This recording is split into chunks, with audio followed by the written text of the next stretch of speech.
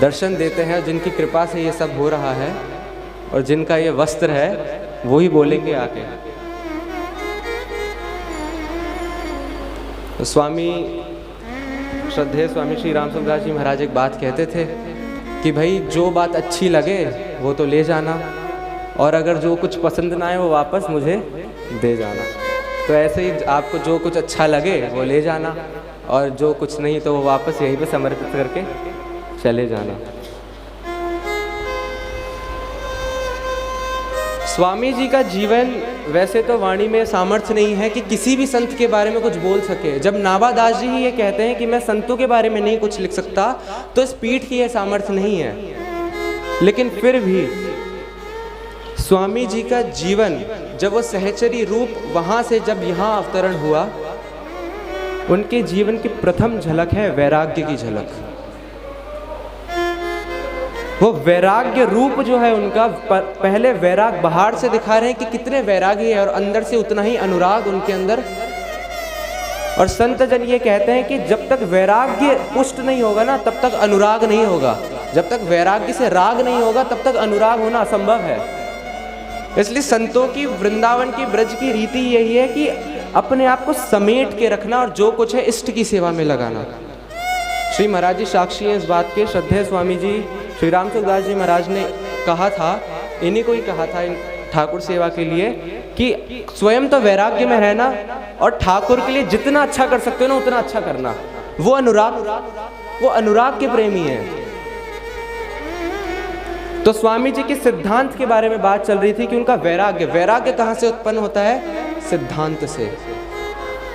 और सिद्धांत के रूप में श्री अष्टादश सिद्धांत की वाणी के रूप में श्री स्वामी जी महाराज हमारे मध्य विराजमान है। दो स्वरूप है स्वामी जी के, प्रथम वैराग्य, दूसरा अनुराग।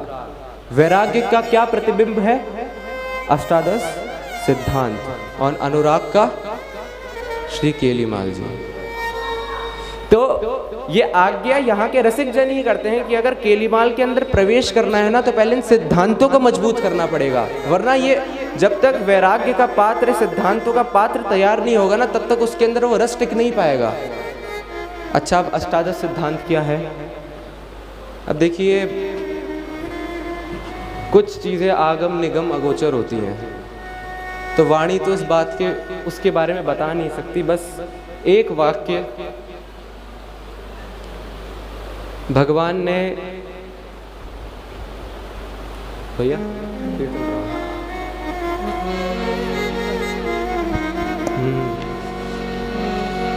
श्यामा प्यारी कुंज बिहारी, जय जय श्री हरिदास दुलारी।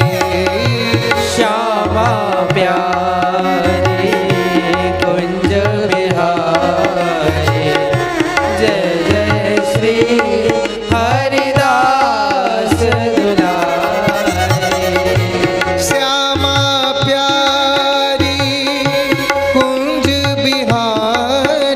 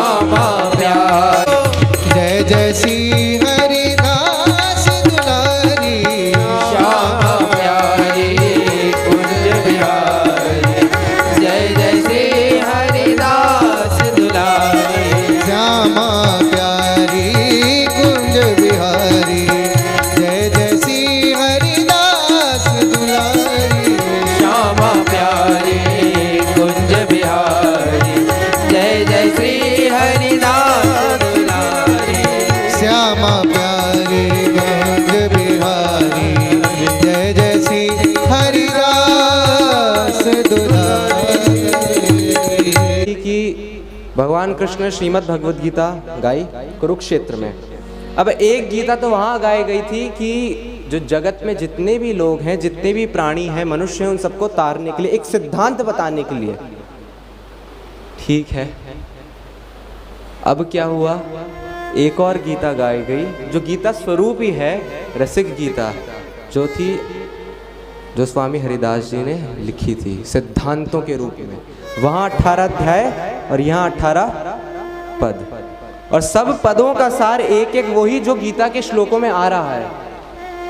अच्छा, अब इसमें एक और बात है कि 18 पद जो स्वामी जी ने लिखे, फिर उन्हीं की सहचर्या जो अष्टादश सिद्धांत लिखा गया है, फिर उन्हीं की सहचर्या आई और वही 18 आचार्य प्रकट होके एक एक सिद्धांत को अपने अंदर आत्मसात करके जगत को बता रहे हैं कैसे सिद्धांत को जीना है। तो वो तो भगवान की गीता हो गई, और ये संतों द्वारा लिखी हुई गीता जो वृंदावन के रसिक जनों के लिए एक प्रेरणा का स्रोत है, जो स्वामी जी ने हम सब के लिए लिखी कि रस को प्राप्त करना है तो किस रास्ते से जाना पड़ेगा। इसके बाद एक और बात है जो अनन्य नृपति के जीवन से पता चलती है, वो है एक दृष्टि सिर्फ अपनी इष्ट की ओर। कुंज बिहारी से छिन्न भिन्ना करी काहू की आस, अनन्य नृपति स्वामी हरिदास।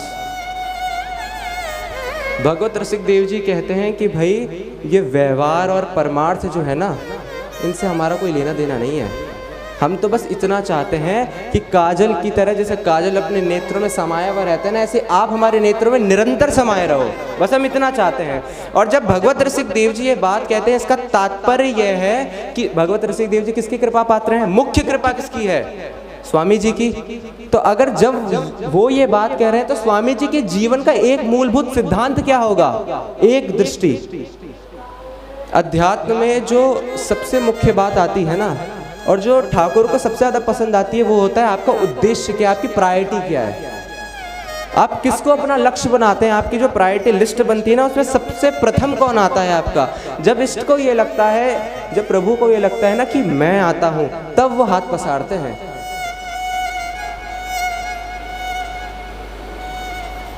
यही स्वामी जी का पूरा जीवन। जुगल नाम सो नेम, युगल नाम से प्यार, जपत नित कुंज बिहारी। सामने कुंज बिहारी, मुख से भी कुंज बिहारी, हाथ अगर कोई सेवा करे वो भी कुंज बिहारी के लिए, और जहां बैठे हुए वो गोद भी कुंज बिहारी की। तो अधिक चर्चा इस बारे में ना करते हुए, क्योंकि कुछ कुछ विषय चर्चा का होता ही नहीं है। दरअसल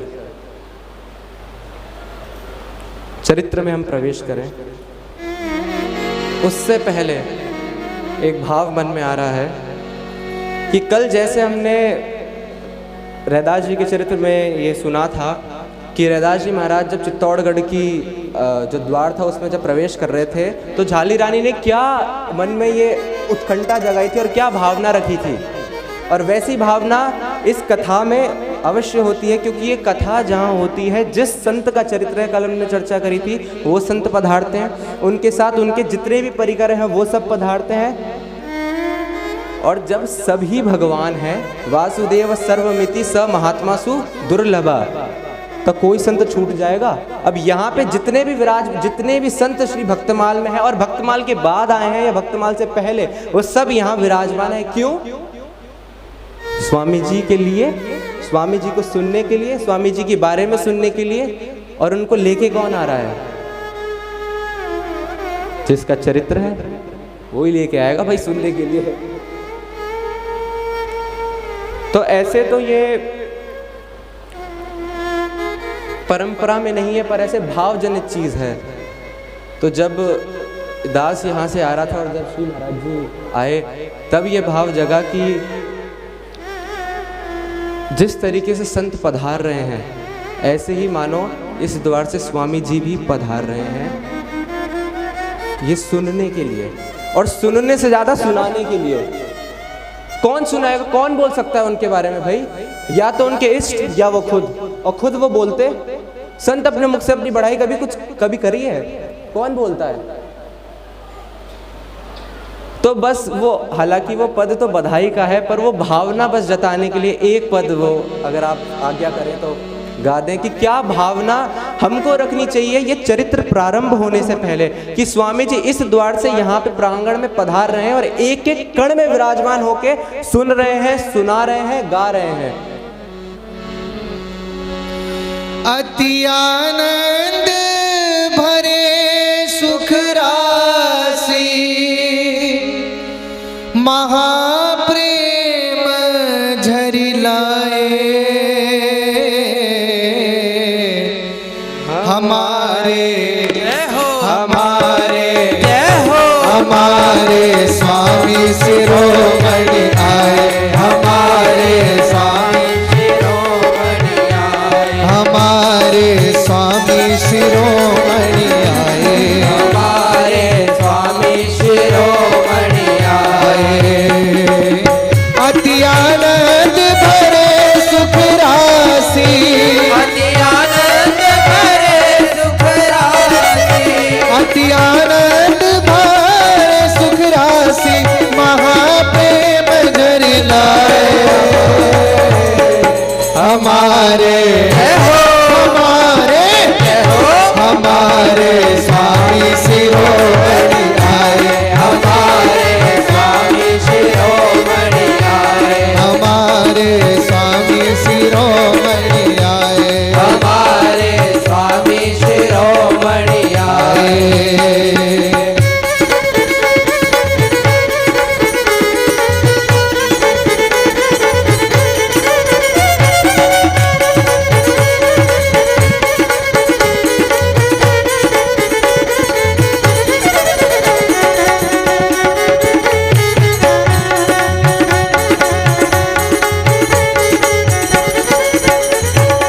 रसिक शिरोमणि परम प्रीति सो, रसिक शिरोमणि परम प्रीति सो, रसिक शिरोमणि परम प्रीति सो, रसिक शिरोमणि परम प्रीति सो, हंसी हंसी के बतराए, हंसी हंसी के बतराए, हंसी हंसी के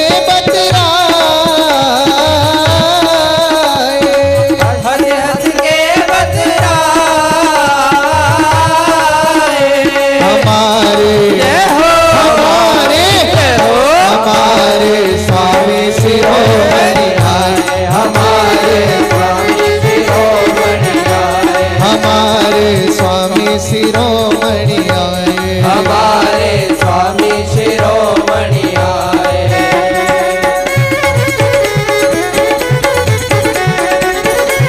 स्वामी जी महाराज की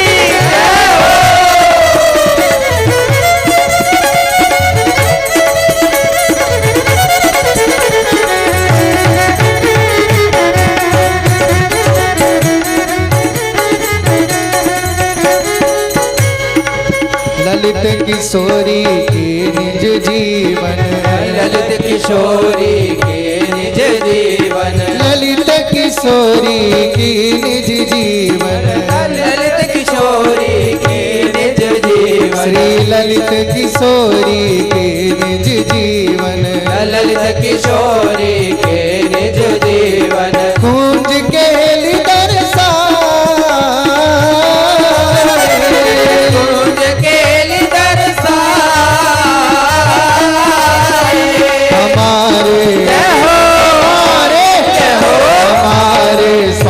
शिरोमणि आए, हमारे स्वामी शिरोमणि आए, हमारे स्वामी शिरोमणि आए, हमारे स्वामी शिरोमणि आए, हमारे स्वामी शिरोमणि आए, हमारे स्वामी शिरोमणि आए। अति आनंद भरे सुख राशि, अति आनंद भरे सुख राशि, अति आनंद भरे सुख राशि, अति आनंद भरे सुख राशि, महाप्रेम झरि लाए, हमारे स्वामी शिरोमणि आए, हमारे स्वामी हमारे स्वामी शिरोमणि आए, हमारे स्वामी शिरोमणि आए। राधे राधे राधे राधे राधे राधे राधे राधे। श्यामा श्यामा श्यामा श्यामा श्यामा श्यामा श्यामा श्यामा। राधे राधे राधे। तो भावना ये चल रही थी कि हमारे स्वामी शिरोमणि आए हैं। क्या उद्देश्य आने का? क्या उद्देश्य? संतों के आने का क्या उद्देश्य? एकमात्र उद्देश्य होता है, लाडो तुझे रिझाएं। बस ये रिझाने के लिए बस एकमात्र यही उद्देश्य होता है। बानक कोई भी बने, आज्ञा कोई भी दे, बानक कोई भी बने, आज्ञा कोई भी दे, कोई भी परिस्थिति बने, उद्देश्य केवल एक ही है। चाहे पतितों को तार रहे हैं, हमको तार रहे हैं, चाहे कुछ भी कर रहे हैं, हम अच्छा हमारा कल्याण क्यों करते हैं संत? क्यों करते हैं? क्योंकि ठाकुर जी चाहते हैं कि हम क्योंकि उनके अंश हैं। एक मूल भाव से देखा जाए तो हम सब उनके अंश हैं। सत्य यही है, ममैवांशो जीवलोके, मेरे अंश हैं सारे। अब उन अंशों को मेरे पास कौन लाएगा? वो रास्ता कौन बनाएगा? तो इसलिए संतों को यहाँ भेजा जाता है। और संतों का एकमात्र उद्देश्य यही होता है, ठाकुर को रिझाना। हमारा कल्याण भी किस वजह से हो रहा है? उनको रिझाने के लिए। तो अधिक चर्चा ना करते हुए, फिर क्योंकि समय कम पड़ जाएगा, चरित्र में प्रवेश करें। और हर बार की तरह श्री नावादास जी अपना हृदय खोल के, उत्साह से भर के, प्रेम से भर के, अनुराग से भर के कुछ पंक्तियां लिखते हैं स्वामी जी के लिए। जुगल नाम सोनेम जपत नित कुंज बिहारी, अवलोकत रह खेल सखी सुख के अधिकारी, गान कला धर्म श्याम श्यामा को तो से उत्तम भोग लगाए, मोर मर कटती विभो से, नपति द्वार ठाणे रह दर्शन आसा जा सुखी, आसुधीर उद्योत कर श्री रसिक छाप हरिदास। जुगल नाम सोनेम जपत नित कुंज बिहारी, जुगल नाम सोनेम जपत नित कुंज बिहारी, अवलोकत रह के सखी सुख के अधिकारी, अवलोकत रह के सखी सुख के अधिकारी, गान कला गंधर्व श्याम श्यामा को तो से, गान कला गंधर्व श्याम श्यामा को तो से, उत्तम भोग लगाए मोर मर कटती विभो से, उत्तम भोग लगाए मोर मर कटती विभो से, नपति द्वार ठाणे रह दर्शन आसा जा सुखी, नपति द्वार ठाणे रह दर्शन आसा जा सुखी, आसुधीर उद्योग कर, आसुधीर उद्योग कर, श्री आसुधीर उद्योग कर, आसुधीर उद्योग कर, रसिक छाप हरिदास की, आसुधीर उद्योग कर, रसिक छाप हरिदास की, आसुधीर उद्योग कर, रसिक छाप हरिदास की, श्री रसिक छाप हरिदास की, श्री रसिक छाप हरिदास। अब ऐसा प्रतीत हो रहा है कि स्वामी जी के आने पर वैसे तो विराजमान हो गए एक रूप से सुनने और सुनाने के लिए, अब प्रकट होना बाकी है अभी। इस तरफ लोगों को तो बहुत उत्साह है, इनको कोई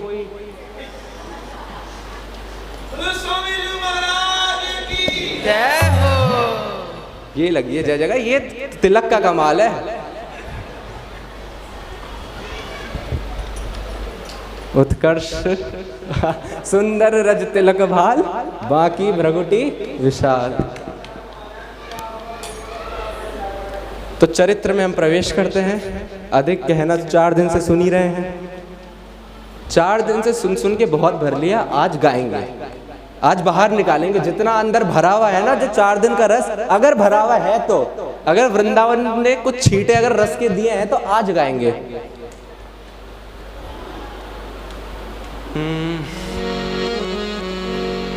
तो ग्रंथकार वर्णन करते हैं, आसुधीर उद्योत कर रसिक छाप हरिदास की, युगल नाम सो नेम जपत नित कुंज बिहारी। जपत नित कुंज बिहारी, अवलोकत रहे केली सखी सुख के अधिकारी।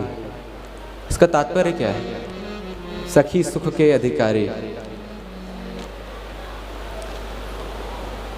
अब निकुंज में बैठे हुए श्यामा श्याम प्रियालाल नित्य केली कर रहे हैं और उनकी निरंतर सेवा में श्री ललिता सखी विराजमान है, सेवा कर रही है।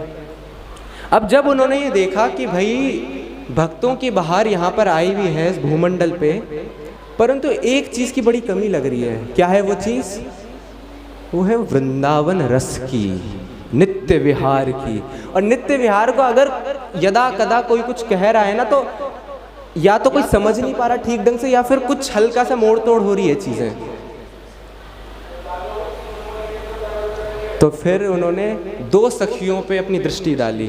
प्रथम तो श्री ललिता जी सखी और दूसरी श्री हित सजनी, और उन दोनों का यहाँ पे प्रागट्य करवाया। अब ललिता सखी सेवा में है। एक दिन क्या हुआ, कुछ ऐसी लीला हो गई कि जो प्रिया जो थी वो रूस गई। अब लाल जी को समझ नहीं आया कि मनाऊं कैसे, ये तो रूस जाती है तो मनाना मुश्किल हो जाता है। भूले भूले हूँ मान न कर ली प्यारी। अब रूस तो गई, अब मनाए कैसे, मानने को तैयार नहीं। अब जब मानती नहीं है ना, तब लाल जी किसकी तरफ देखते हैं? हरिदासी सखी की तरफ, ललिता सखी की तरफ, और विनती करते हैं कि एक बार मना दे। अब क्योंकि नित्य निरंतर सेवा में वो हैं और उनका काम ही यही है मिलन करवाना, वो संयोग बनाना मिलन का, मिलन करवा दिया। तो ये भाव उन दोनों के मन में जागा कि जो हमारा मिलन करवा सकती है ना, वो यहाँ पे रहने वाले जीवों का भी मिलन हमसे करवा सकती है। इसी कारणवश अपनी इस सहचरी को एक रूप से अपने से दूर भेज के संत रूप में स्वामी हरदास जी का इस धरती पे प्रागट्य श्री लालजू और श्री श्यामाजू ने करवाया।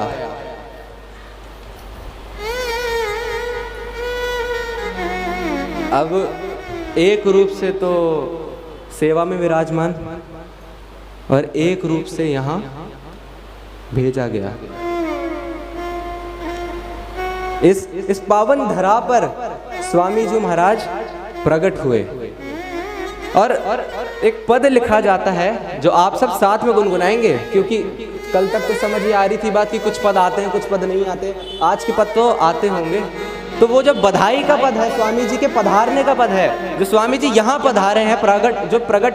अच्छा, यहाँ पे एक और चीज समझने की बात है, हम जैसे जीवों का जन्म होता है, इनका और ठाकुर का जन्म नहीं होता। जन्म और मरण, ये जन्म और मरण साथ में चलता है। प्रगट के साथ क्या है? प्रगट मरण कुछ कोई चीज थोड़ी है। तो हमारे साथ ये जन्म मरण का चक्कर चल रहा होता है, और हमको इस जन्म और मरण के चक्कर से छुटवाने के लिए कोई महापुरुष प्रकट होते हैं, और वो जब प्रागट्य लेते हैं ना, उससे कहते हैं प्रागट्य। वो जब इस धराधाम पर आते हैं और हम लोग लेते हैं जन्म, और जब वो प्रकट होते हैं तब क्या गाया जाता है? मंगल कुंज महल में गाती, मंगल कुंज महल में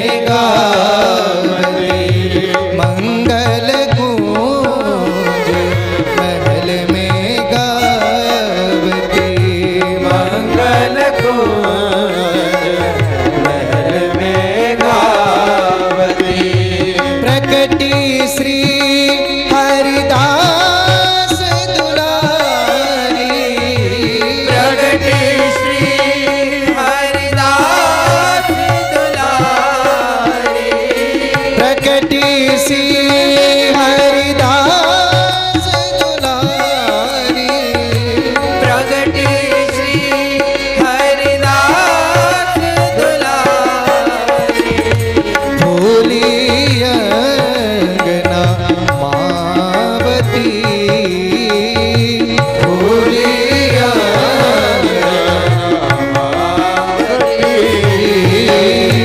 मंगल कुंज महल में गावती, मंगल को महल में गावती।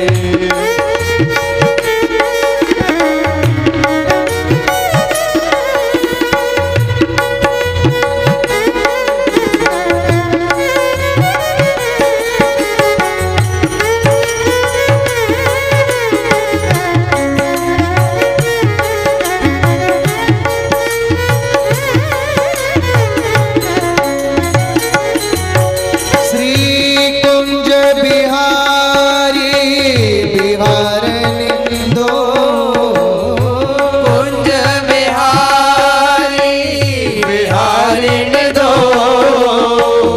श्री कुंज बिहारी बिहारन दो, कुंज बिहारी बिहारिण दो, उमगी उमगी दुलरावती, उमगी उमगी दुलरावती, उमगी उमगी दुलरावती, उमगी उमगी दुलरावती। मंगल कुंज महल में गावती, मंगल कुंज महल में गावती।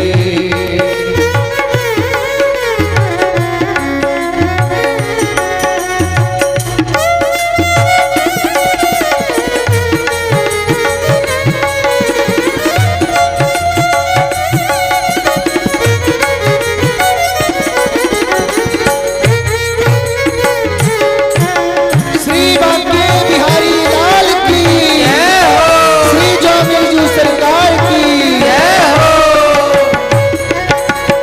भादो शुक्ल अष्टमी शुभ दिन, भादो शुक्ल अष्टमी शुभ दिन, भादो शुक्ल अष्टमी शुभ दिन, भादो शुक्ल अष्टमी शुभ दिन, शोभा कहत न आवती, शोभा कहत न आवती, शोभा कहत न आवती,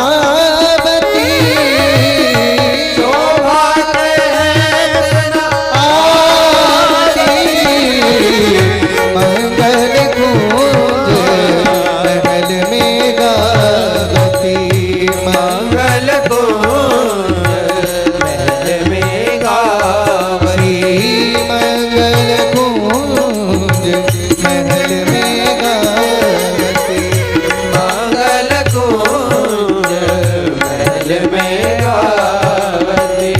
श्री वृंदावन रस भूमि प्रकाश श्री वृंदावन भूमि प्रकाश, वृंदावन रस भूमि प्रकाश, श्री वृंदावन रस भूमि प्रकाश, रसिक नहीं है सरसावती, रसिक नहीं है सरसावती, श्री रसिक नहीं है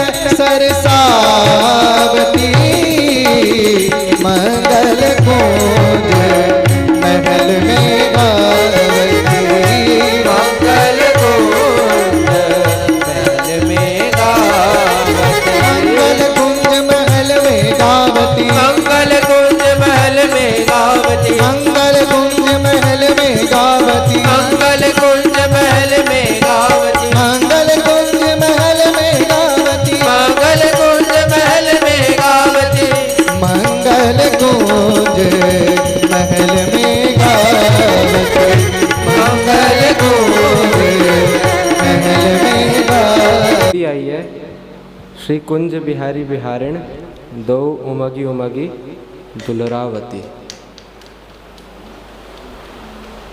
क्या कारण है इसका?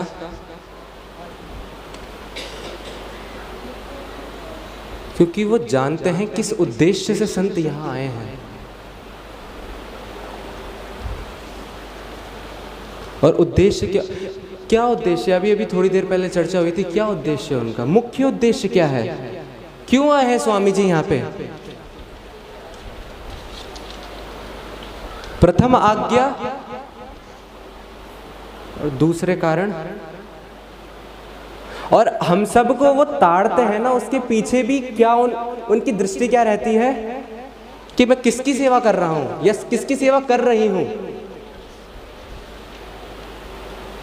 वही बात है, लाडो तुम्हें लड़ाऊं,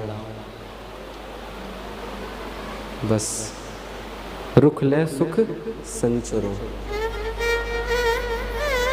यही भावना एक रसिक की नहीं, सारे संतों की होती है यही भावना। चाहे वो किसी से अगर बात भी कर रहे हैं ना, कुछ समझा भी रहे हैं, कुछ बात भी हो रही है, तो यही भावना से सारी बातें होती हैं कि अंदर बैठे हुए जो प्रभु है ना, जो मेरे प्रियतम हैं, जिन्होंने मुझे भेजा है, इसी कार्य के लिए तो भेजा है। और संत यहाँ कोई भजन कर रहे तो आते नहीं है, क्या करेंगे वो भजन? जब जो पहले से तर चुका है, जिसकी गोद में बैठने के प्रियालाल लालायत है, वो क्या भजन करेंगे भाई? वो क्या अपना कल्याण करेंगे? उनकी जिनकी दृष्टि मात्र से अगर वो जड़ वस्तुओं को भी देखे ना, वो भी राधा राधा बोलने लगे, वो क्या भजन करेंगे, वो क्या कल्याण करेंगे हम जैसों को तारने के लिए?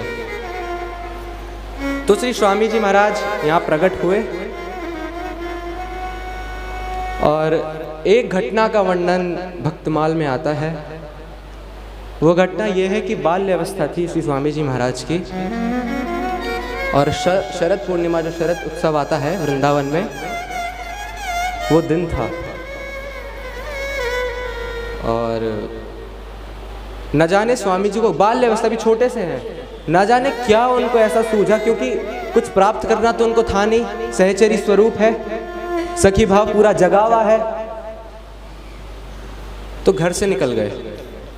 घर से निकल के मानसरोवर जो है यहाँ पे वृंदावन में, मानसरोवर में जाके विराज गए, और किसी एक लता कुंज के नीचे विराज गए स्वामी जी, और अपने स्वरूप में चले गए। या कहने का अर्थ मतलब है कि सेवा में चले गए अपने स्वरूप से। अब भाई औरों को क्या पता कि अभी तो बाल स्वरूप में है ना, कि ये कौन अवतरित हुआ है, औरों को क्या पता? किसको पता कि आसुधीर उद्योत कर, किसको पता है कि रसिक छाप, ये रसिक जो छाप है ये प्रारंभ ही यहाँ से होगी, किसको पता है ये बात? अब स्वामी जी जब बैठ गए मानसरोवर में, तो ढूंढने लगे भाई स्वामी जी कहाँ है, स्वामी मतलब शिशु कहाँ है, शिशु कहाँ है। तो ढूंढते ढूंढते समझ नहीं आया, तो आशुधीर जी तक ये बात पहुंची, तो सब लोग गए। अब उनको ये कुछ पता था कि कोई अवतारी महापुरुष इस जगत में आया है, तो ढूंढते ढूंढते खोजते खोजते मानसरोवर पहुंचे, तो देखा एक लता कुंज के नीचे स्वामी जी विराजमान है, छोटे से स्वामी जी विराजमान है, छोटे छोटे हाथ हैं, अभी छोटा सा मुख है, परंतु इतनी, ये तो उनकी पहली की दृष्टि थी ना, अब इतनी चमक और इतना प्रकाश उनसे निकल रहा था कि कोई देख नहीं पा रहा था उनको। सिर्फ दर्शन उस स्वरूप के किसको हो रहे थे? आसुधीर जी को। समझ गए ये कोई और नहीं, ललिता सखी ही यहाँ पधारी है। अब अगर पधारी है तो कृतार्थ करने के लिए पधारी है, तो उन्होंने सोचा हमको तो दर्शन हो गए, ये सौभाग्य हमको तो प्राप्त हो गया, पर ये जो हमारे साथ आए हैं। एक बात यहाँ पे ना बहुत समझने की है, अगर किसी संत के पास जाना है ना, या भगवंत के पास जाना है, तो किसी संत की ओट में ही जाना पड़ेगा। अगर खुद यूँ छाती फुला के चले गए ना, तो संत यूँ भगा देंगे। एक बार एक संत धूप में बैठे हुए थे, अच्छी धूप लग रही थी, ठंड का मौसम था, तो एक कोई सज्जन आए और बोले कि महाराज सेवा बताइए। बोले जितनी जल्दी यहाँ से जा सकते हो यहाँ से चले जाओ, हमें धूप सेकने दो, बस इतनी सी सेवा है आपकी। तो इस तरीके के जवाब संत देते हैं। वो अपने आप को इतना छुपा के इतना गोपनीय तरीके से रखते हैं ना कि आप पता ही नहीं कर सकते। अब संत को जानना है ना तो संत का असली अर्थ को दूसरा संत ही बता पाएगा। तो संत और भगवान की ओट में एक बार जब यहाँ बिहारी जी के पास यहाँ कथा चलती थी कोविड से पहले, तो पूज्य भक्तमाली श्री बिहारी दास जी उन्होंने एक बात बताई थी श्री मथुरा दास जी महाराज की। वो क्या कहते थे? वो कहते थे कि आप नित्य प्रति बिहारी जी का दर्शन करते हैं, एक दिन क्या करना, मंदिर जाने से पहले स्वामी जी को पुकारना और ये प्रार्थना उनसे करना कि आपकी दृष्टि से दर्शन करवाइए। तो ये सत्य घटना है। एक कोई था वृंदावन का जीव, वो ये बात मतलब कथा में अब जैसे यहाँ बात आई है, और उसने क्या किया, वो कथा की बात को आत्मसात कर लिया और आरती हुई, भोग में कथा होती थी, उसके बाद आरती हुई और वो निकला क्या निकले, और मन में यही भावना, मंदिर 4 नंबर द्वार से प्रवेश हुआ था और मन में यह भावना थी कि बस स्वामी जी आपकी दृष्टि से एक बार दर्शन करवाइए। आपकी क्या दृष्टि है? हाँ, ये संभव नहीं है कि मैं इतना पतित हूँ कि वो जो नित्य विहार आपके सामने चलता है वो मुझे अभी नहीं दिख सकता, ये मैं जानता हूँ, पर कुछ तो मन में कुछ लालसा थी। तो यही भाव करके गए, बिहारी जी के दर्शन किए और वापस अपने घर को गए। घर पे जाके रात्रि का समय था, सो गए। पहुंच गए सरकार, क्योंकि प्रार्थना थी स्वामी जी की दृष्टि, और वो जो ललित त्रिभंगी जो रूप है ना वो सामने दर्शा दिया कि ले स्वामी जी की, कह रहे हो कि उनकी दृष्टि से दर्शन करना था ना, ले कर ले दर्शन। अब वो क्या दर्शन था ये वर्णन तो ना तो वाणी कर सकती है ना उनकी वाणी कर पाई। तो पर श्री मथुरा दास जी महाराज की ये बात है कि कभी भी अगर दर्शन करने जाए ना, चाहे राधा वल्लभ लाल का हो, चाहे किसी संत का हो, चाहे बिहारी जी का हो, किसी संत की ओट लेके जाए, बिना संत की ओट लिए वो अपना स्वरूप प्रकट नहीं करेंगे। जैसे किसी प्रेसिडेंट के पास जाना होता है कंपनी के, तो सेक्रेटरी को साथ लेके जाना पड़ता है ना। यहाँ पे सेक्रेटरी नहीं है वो, पर कहने का समझाने का तात्पर्य है ये। तो अब आसुधीर जी ने जब ये दर्शन किया स्वामी जी का, ये तो साक्षात हरिदासी सखी विराजमान है लता कुंज के नीचे, पर ये दर्शन सिर्फ मुझे हो रहा है, बाकी यहाँ पे जितने बैठे हैं वहाँ किसी को नहीं हो रहा। और सब तो देख रहे हैं भाई प्रकाश है पर कुछ समझ नहीं आ रहा। तब आसुधीर जी ने कहा मन मन में, हरिदास जी को नहीं, हरिदासी सखी को, कि आप अपना वो स्वरूप एक बार, मैं जानता हूं ऐसा हो सकता है कि पात्र ना हो, पर खोटे दास अनाथ के तुम ही गाहक नीक। सब तो अच्छा अच्छा ले जाते हैं, अब जब अनुकंपा करने के लिए इस धरती पर आए हो तो क्यों ना करो। तो ये बात पहचान ली उन्होंने और अपनी वो आभा छटा उस लता कुंज के नीचे स्वामी जी ने अपना प्रथम बार वो स्वरूप प्रकट किया इस धराधाम पे भी कि वो कौन है, और वो दर्शन सबको करवाया। अब स्वामी जी धीरे धीरे बड़े हुए। ग्रंथकार ये कहते हैं कि 25 वर्ष की आयु तब उनकी दीक्षा हुई, और दीक्षा होने के बाद वो श्री निधिवन राज में विराज गए। अब निधिवन राज में विराज गए। अब निधिवन राज में क्या करेंगे? अब यहाँ पे एक स्थिति का और एक चर्चा का वर्णन हुआ है। बहुत समय हो गया स्वामी जी को उस धरती पर आए हुए। अब भले एक स्वरूप से वो निकुंज में विराजमान है, परंतु जो इनके सेव्य हैं उनका मन कैसे लगेगा? मानसी सेवा तो चलती, वो नाम भी चलता, लेकिन ठाकुर जी को लगा कि वो स्पर्श का प्राप्त होगा स्वामी जी का, जो रज रानी को प्राप्त हो रहा है, जो लता पताओं को प्राप्त हो रहा है, अब उस हरिदासी सखी का मुझे स्पर्श कैसे प्राप्त होगा? और मन में चल रही है दोनों प्रियालाल की कि कुछ ना कुछ ऐसा बानक बिठाया जाए कि स्वामी जी का स्पर्श प्राप्त हो जाए, मानो स्वामी जी से सेवा हो जाए, कि हम कोई ऐसा बानक बना दे कि हम प्रकट हो जाए, स्वामी जी हमारी सेवा करें। अब समझ नहीं आ रहा कि भाई स्वामी जी के सामने प्रकट होंगे तो इसी रूप से प्रकट होना पड़ेगा, और मन में छटपटी चल रही है कि भाई स्पर्श प्राप्त करना है, स्पर्श प्राप्त करना है। इस बात को दर्शा रहा है, जितना लालायत भक्त होता है ना, उससे ज्यादा लालायत ठाकुर जी होते हैं। श्रद्धेय स्वामी श्री रामसुखदास जी महाराज कहते हैं कि भाई भगवान तो तरस रहे हैं हमसे मिलने के लिए, हम ही आड़ लगाए बैठे हैं, और जब तक कोई संत नहीं आएगा ना बीच में, वो आड़ नहीं हटेगी। अब क्या बानक बनाए ठाकुर जी को समझ नहीं आ रहा। अब इधर भक्त भी, स्वामी जी के भी मन में लालसा की कोई सेवा, और उधर प्रियालाल के भी मन में कि कुछ ऐसा बानक बन जाए। इसी बीच क्या हुआ, नहीं अभी प्रागट्य नहीं हो रहा, अभी नहीं। एक और घटना घटी। प्रथम दिवस आपने हरिराम व्यास जी का चरित्र सुना था, तो आपने ये सुना था कि मधुकर शाह जी वृंदावन पधारे और वापस लेने के लिए श्री व्यास जी महाराज को, और व्यास जी ने मुंह पे कालिख पोत के हर एक लता पता से गले लग लग के बोला कि वृंदावन के रूख हमारे, मातु पिता सुत बंधु, जीवत मरत वृंदावन शरणे। अब ये भाव आप सबने स्मरण किया था, सुना था। तब जब ये पूरी लीला घट गई और जब मधुकर शाह जी को ये बात समझ आ गई कि भाई अब गुरुजी यहाँ से, व्यास जी महाराज यहाँ से जाएंगे नहीं, हरिराम व्यास जी, और फिर बाहर निकल के व्यास जी ने पद गाया कि वृंदावन की शोभा निरखत मेरे नैन से रात। तब व्यास जी के मन में आया कि मधुकर शाह जी को वो वृंदावन का रस अभी तक प्राप्त नहीं हुआ है, क्या करें। अब देखिए इस बात को बहुत गौर से सुनिएगा। व्यास जी के गुरु कौन है? श्री हरिवंश महाप्रभु। लेकिन व्यास जी मधुकर शाह जी को लेके कहाँ गए? स्वामी हरिदास जी के पास। ये धरा है इस बात को समझने के लिए कि भक्तों के दृष्टि में कोई भेद नहीं होता। आदि अंत और मध्य में रसिकन की यह रीत, संत सबे गुरुदेव है, व्यास ही यह प्रतीति, सब संत गुरु है मेरे। इसलिए अपने सबसे छोटे पुत्र को स्वामी जी को समर्पित कर दिया, खुद तो महाप्रभु को समर्पित हो गए थे। और जब मधुकर शाह जी की वो स्थिति देखी उन्होंने कि वो वृंदावन रस अभी चखा नहीं है उन्होंने,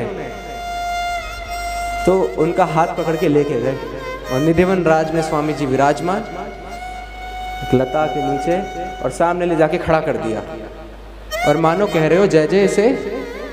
अब मधुकर शाह जी कैसे आए? एक संत की ओट से आए। स्वामी जी ने बस यूं दृष्टि करी थी, स्वामी जी समझ गए अगर व्यास जी किसी को लाए कोई सदपात्री, ऐसे वैसे व्यास जी किसी को नहीं लाने वाले। तो मधुकर शाह जी को उन्होंने बुलाया, अपनाया, और जैसे ही अपनाया, संतों का स्वभाव क्या है? अपने समान ही कर देते हैं अपनाने के बाद। जैसे ही अपनाया स्वामी जी ने, वो नित्य विहार और वृंदावन की शोभा चारों तरफ छा गई, जो श्री व्यास जी महाराज को दिख रही थी और जो स्वामी हरिदास जी को दिख रही थी। अब स्थिति ऐसी हो गई व्यास जी महाराज की कि मानो वो कह रहे हैं, उन्होंने मानो क्या वो कहने लगे कि मैं अब यहाँ से जाऊंगा ही नहीं, राजपाट किसी को दे दो, अगर राज्य लुटे तो लुट जाने दो, मैं वृंदावन से, अब मैं वृंदावन रस चाख्यो, अब नहीं जाना मुझे। अब स्वामी जी ने देखा कि भाई पहले तो ये आए थे और बड़ी चतुरता से प्रश्न पूछा उन्होंने श्री हरिवंश महाप्रभु जी से कि अपना कल्याण ज्यादा उचित है कि सबका कल्याण करवाना। बड़ी हित की भावना मन में मतलब जाग रही थी इनके। अब क्या हुआ? तो स्वामी जी मुस्कुरा रहे थे कि ठीक है ठीक है, परंतु संतजन ये जानते हैं कि जो पूर्व आग्रह या पूर्व का कुछ एक संचित मन में कहीं कोने में रह जाता है ना, उसको पूरी तरीके से दूर करते हैं। इसलिए स्वामी जी ने क्या कहा कि जाओ ओरछा, क्योंकि यही तो आप करने आए थे यहाँ पे, ओरछा जाइए। परंतु क्योंकि आप मेरे हैं इसलिए आप ओरछा जाके भी आपको वो ओरछा वृंदावन ही लगेगा। जिस भूमि पर आप अपने पग धरेंगे वो भूमि श्रीधाम वृंदावन बन जाएगी। जिस जलाशय को आप देखेंगे वो श्री यमुना जी बन जाएगी। जिस पर्वत को देखेंगे वो गोवर्धन बन जाएगा। जिस वृक्ष को देखेंगे वो लताएं बन जाएंगी, और जिस मिट्टी पे आपकी दृष्टि गई वो रज बन जाएगी। बस हवा नहीं, यहाँ से सब कुछ तो चला जाए पर यहाँ की हवा। मधुकर शाह जी ने यही बोला कि महाराज सब कुछ तो चला जाएगा यहाँ से आप जो कह रहे हो, पर यहाँ की हवा। तो स्वामी जी ने बोला मैंने तुझे अपना लिया है मधुकर। जब अपनाया है ना, जब तू पास में बैठा था तो मेरी श्वास जब तेरे को स्पर्श करी तो वृंदावन की वायु तुझे लग चुकी है। अब तेरी नासिका से जो वायु निकलने वाली है ना, वो वृंदावन की ही वायु है। तू जा और छा। ये अब संतों की रीति निराली, वो जानते हैं किसको कहाँ कैसे भेजना है। वो किंचित मात्र अब जानबूझ के मधुकर शाह जी को भेजा, क्योंकि वो करने यहाँ पे यही आए थे, तो मन में वो हल्का सा अगर कहीं रह ना जाए। अभी आगे प्रसंग आएगा जब स्वामी जी अपने एक और शिष्य को इसी तरीके की एक किंचित आग्रह से हटाते हैं, तो मधुकर शाह जी को वापस भेजा। सबने जय जयकार लगाई, बोल स्वामी जी महाराज की जय। और व्यास जी तो प्रसन्न थे ही, आप सबने सुन ही लिया था। व्यास जी तो वृंदावन की शोभा निरखत मेरे नैन सिराज करके निकल लिए, चले गए वहां से। स्वामी जी वहीं पे विराज गए। अब एक दिन क्या हुआ, यमुना जी स्नान किए और निधिवन में प्रवेश किया। उन दिनों यमुना जी निधिवन से उतना दूर नहीं हुआ करती थी, पास में ही थी। अब निधिवन में प्रवेश किया और एक लता के नीचे एक कुंज में वो जाके विराज गए। और दृष्टि कहाँ है उनकी?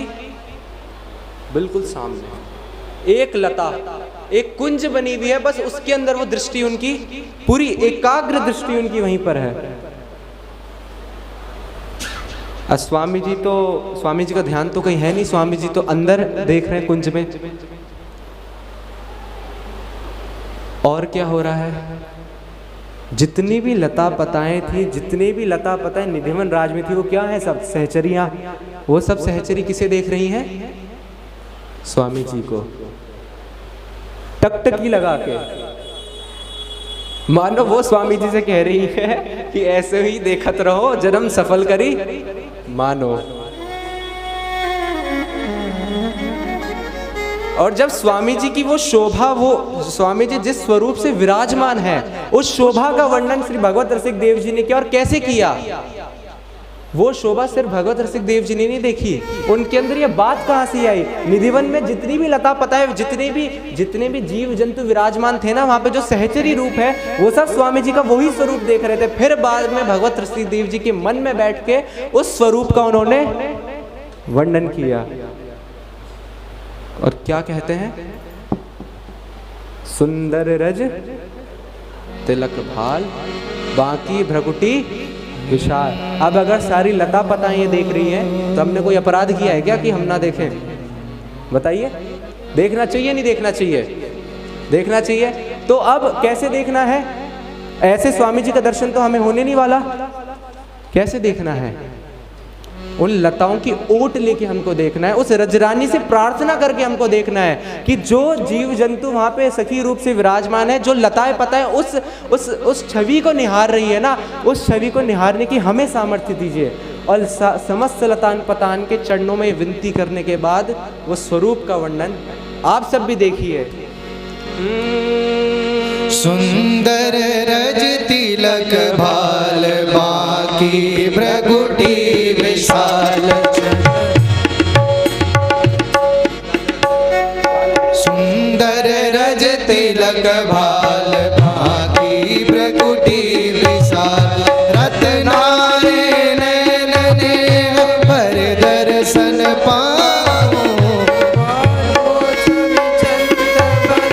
शोभासिक सिंधु सदन नासा गिर कोटि, काम को लजाऊं। अधर अरुण दसन पांति, कुंद कालिका विशांति। कमल कोश अनन दृग, मधुले बसाऊं।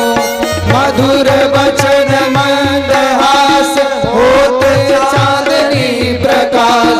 जय जय हरिदास रसिक भागवत गाऊं। कंब कंठ मंजुदा, गौरयम छवि सुधा। कुंदन ते सरुल मुदुल, मोहन मन भायो। नाल सहित कुंज पाल, देत सदा अभयदान। तज के अभिमान साह, अकबर सिर नाओ। चरण कमल काम धेनु, सकल कामना सुधे। दर से मृग होत चैन, आपदा